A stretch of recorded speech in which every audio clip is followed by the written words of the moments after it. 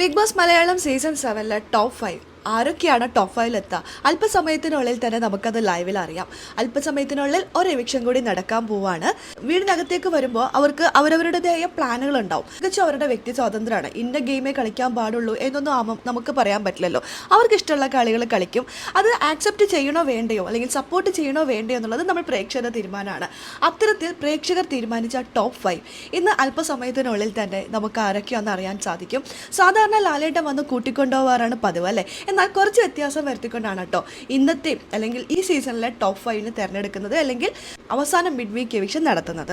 നമുക്ക് വീഡിയോയിലേക്ക് പോകുന്നതിന് മുമ്പായിട്ട് ആദ്യമായിട്ടാണ് നിങ്ങൾ ഈ ചാനൽ കാണുന്നതെന്നുണ്ടെങ്കിൽ കൂടുതൽ ബിഗ് ബോസ് വിശേഷങ്ങൾക്കായിട്ട് യൂട്യൂബ് ചാനൽ സബ്സ്ക്രൈബ് ചെയ്യാം.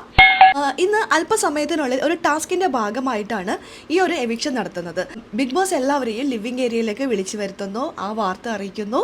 ഗ്രാൻഡ് ഫിനാലേക്ക് മണിക്കൂറുകൾ മാത്രം ബാക്കി നിൽക്കെ ടോപ്പ് 5 എന്നുള്ള സ്വപ്നം ഇവിടെ ഉപേക്ഷിച്ച് ഒരാൾ അല്പസമയത്തിനുള്ളിൽ ഇവിടെ നിന്നും പുറത്താകുന്നത്, മിഡ് വീക്ക് എവിക്ഷനിലൂടെ പുറത്താകുന്നത്. ഇത് കേൾക്കുമ്പോൾ ഞെട്ടലോടുകൂടി തന്നെയല്ലേ അവരത് കേൾക്കുള്ളൂ. അവർക്കറിയാം ഒരാൾ പോകുന്നു, പക്ഷെ ഇത് ആരാണ് പോവുക? എല്ലാവർക്കും ടോപ്പ് 5 എത്തണം, അത് ആഗ്രഹം ഉണ്ടാവില്ലേ? തൊട്ടടുത്തെത്തി, ഇനി ഒരു രാത്രി ഇരുട്ടി വെളുത്താൽ ടോപ്പ് 5 ആണ്. അപ്പോൾ അവർക്ക് ആഗ്രഹം ഉണ്ടാകും ടോപ്പ് 5 എത്താൻ വേണ്ടിയിട്ട്. ഇത്രയും കഷ്ടപ്പെട്ടതല്ലേ, അവസാന ദിവസം പോകുന്നവർക്ക് ഭയങ്കര സങ്കടമായിരിക്കും. അവരുടെ സങ്കടത്തിൻ്റെ ആഴം കുറയ്ക്കാൻ വേണ്ടിയിട്ട് ബിഗ് ബോസ് എപ്പോഴും ലാലേട്ടനെ വീട്ടിനകത്തേക്ക് വിട്ടിട്ട് ലാലേട്ടനാണ് കൂട്ടിക്കൊണ്ടുപോവാറ്.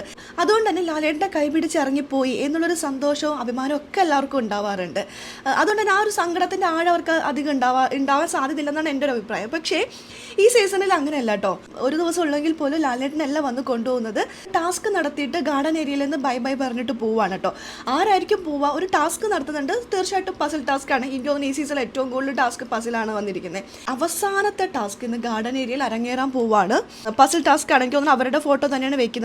എന്നാൽ ഒരാളുടെ ഫോട്ടോ മാത്രം പൂർത്തീകരിക്കാൻ സാധിക്കില്ല. ആ വ്യക്തിയായിരിക്കും വീട്ടിൽ നിന്ന് വിട പറയുന്നത്. അതാരായിരിക്കും എന്നറിയാൻ നമുക്ക് എല്ലാവർക്കും ആകാംക്ഷ ഉണ്ടാകും.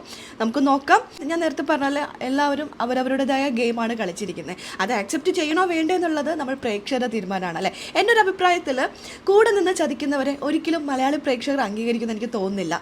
എന്താകും, ആരായിരിക്കും പുറത്തു പോകുക, എല്ലാം നമുക്ക് കാത്തിരുന്ന് തന്നെ കാണാം. അപ്പോൾ അതിൻ്റെ അപ്ഡേഷനും കാര്യങ്ങളും നമ്മുടെ ഈ ചാനലിൽ ഉണ്ടാകും. നിങ്ങൾ ആദ്യമായിട്ടാണ് ഈ ചാനൽ കാണുന്നുണ്ടെങ്കിൽ കൂടുതൽ ബിഗ് ബോസ് വിശേഷങ്ങൾക്കായിട്ട് യൂട്യൂബ് ചാനൽ സബ്സ്ക്രൈബ് ചെയ്യുക.